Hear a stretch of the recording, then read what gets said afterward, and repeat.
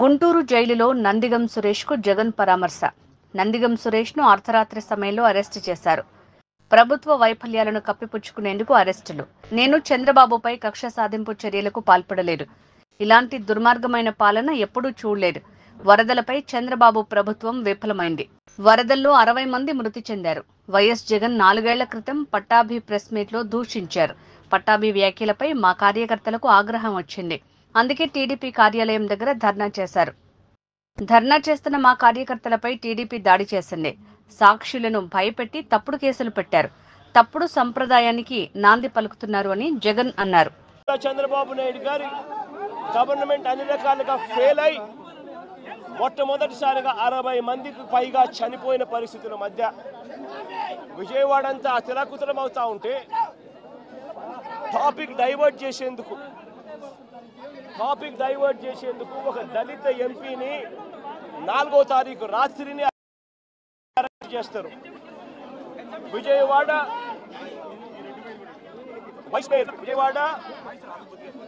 Deputy మేయర్ను arrest చేస్తారు. కేవలం deputy mayor భర్తను అరెస్ట్ చేస్తారు. అది 4వ తారీఖు రాత్రి.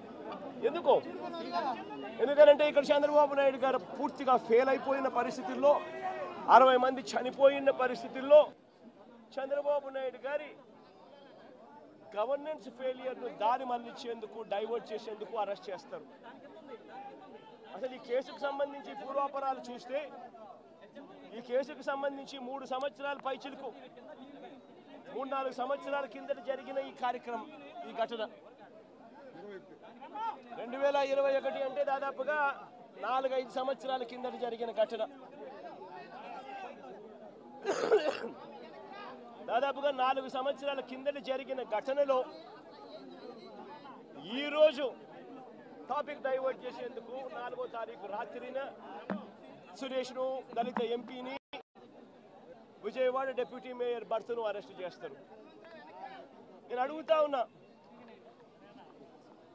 సూటిగా నేను ఒక ప్రశ్న అడుగుతా ఉన్నా. ఆ రోజు ఏం జరిగింది? తెలుగుదేశం పార్టీకి సంబంధించిన అఫీషియల్ స్పోక్స్ పర్సన్ పట్టాభి అనే వ్యక్తి ఆ రోజు సిట్టింగ్ ముఖ్యమంత్రిగా ఉన్న అప్పట్లో సిట్టింగ్ ముఖ్యమంత్రిగా ఉన్న వ్యక్తిని బోసుడీకే అని తిట్టాడు. బోసుడీకే అంటే ఏమిటో తెలుసా? తెలుగుదేశం పార్టీ కార్యాలయంలో తెలుగుదేశం పార్టీ అధికార ప్రతినిధి ముఖ్యమంత్రిని ఆ రోజు అన్న మాట లంజా కొడక అని.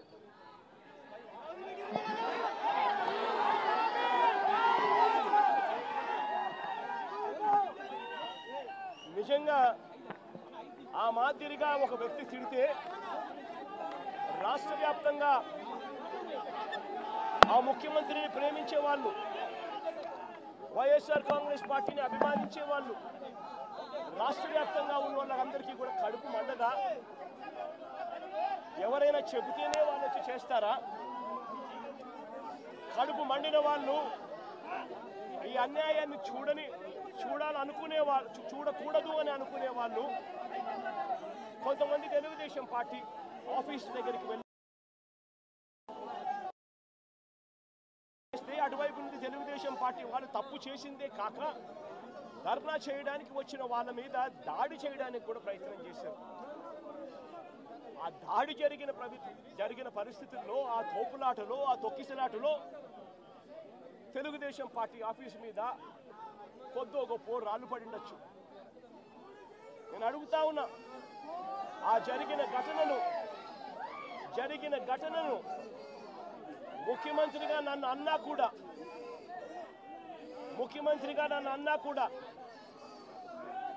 నేను చంద్రబాబు నాయుడు గారి మీద కక్ష సాధింపు చర్యతో వ్యవహరించాల. రాళ్ళు పడినాయి అని చెప్పి ఎప్పుడైతే తెలిసిందో వెంటనే అటువంటి ఆ ఘటనకు పోయిన వాళ్ళందరినీ కూడా ఎవరెవరు పోయారు అని చెప్పి ఆధారాలు చూసి, అక్కడ ఉన్న సీసీ కెమెరాలో, అక్కడున్న ఒక్కొక్క సెల్ ఫోన్ లొకేషన్స్, ఇవన్నీ ఆధారాల మేరకు చూసుకొని ఎవరెవరైతే పోయారో వాళ్ళందరినీ కూడా 41A ఇచ్చి వాళ్ళందరినీ కూడా అరెస్ట్ చూపించి కోర్టులో ప్రొడ్యూస్ చేయడం కూడా జరిగింది. ఎందుకంటే 7 ఏళ్ల లోపు ఉన్న కేసు ఇది.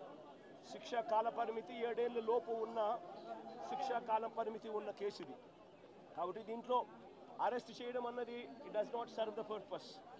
కాబట్టి 41A ఇచ్చి కోర్టుకు హాజరుపరచడం కూడా జరిగింది. మన ఇంత నిబద్ధతతో ఆ రోజు మేము అడుగులు వేశాం. ఇంత నిబద్ధతతో ఆ రోజు నిబద్ధతతో అడుగులు వేసి వాళ్ళందరినీ కూడా హాజరుపరిచి 41A కింద వాళ్ళందరికీ కూడా నోటీసులు ఇచ్చి వాళ్ళందరినీ కూడా కోర్టుకు ప్రొడ్యూస్ చేశారు. నేను అడుగుతా ఉన్నా, ఈరోజు సురేష్ కానీ లేకపోతే వీళ్ళు అరెస్ట్ చేసిన డిప్యూటీ మేయర్ హస్బెండ్ కానీ వీళ్ళల్లో ఏ ఒక్కరైనా కూడా ఆ రోజు కనీసం లొకేషన్లో ఉన్నారా? వీళ్ళ సెల్ ఫోన్లు ఎక్కడున్నాయో ట్యాగ్ చేస్తే తెలీదా? తెలుగుదేశం పార్టీ ఆఫీసులో సీసీ కెమెరాలు ఉండవా? ఆ సీసీ కెమెరాల ఫుటేజ్ చూస్తే తెలీదా? మరి అలాంటప్పుడు వీళ్ళెవరూ లేనప్పుడు 4 ఏళ్ల తర్వాత జరిగిన ఘటనలో మీరు ఇష్టం వచ్చినట్టుగా ఇప్పుడు మళ్ళీ దాన్ని తవ్వి దాంట్లో ఫాల్స్ విట్నెస్లని జోడు చేసి దాంట్లో ఉన్న వాళ్ళందరినీ భయపడిచి ప్రలోభాలు పెట్టి వాళ్ళతో లేనిపోని పేర్లన్నీ రాయిచ్చేసి నీ ఇష్టం వచ్చినట్టుగా నువ్వు అరెస్టులు చేయడం మొదలు పెడతా ఉన్నావు. రాష్ట్ర వ్యాప్తంగా కూడా ఇదే జరుగుతూ ఉంది. ఈ ఒక్క కేసే కాదు, ఇదే మాదిరిగానే రాష్ట్ర వ్యాప్తంగా కూడా జరుగుతూ ఉన్నాయి. పోలీసులు ఏ స్థాయికి దిగజారిపోతా ఉన్నారు అనంటే అటువంటి పాత కేసులలో కావాలని వీళ్ళే తప్పుడు సాక్ష్యాలు క్రియేట్ చేస్తూ ఉన్నారు. విట్నెస్లను వీళ్ళే బెదిరించి వీళ్ళే ప్రలోభపెట్టి వీళ్ళే తప్పుడు పేర్లు ఇరికిచ్చి వీళ్ళే కేసుల్లోకి తీసుకొచ్చే కార్యక్రమం చేస్తూ ఉన్నారు.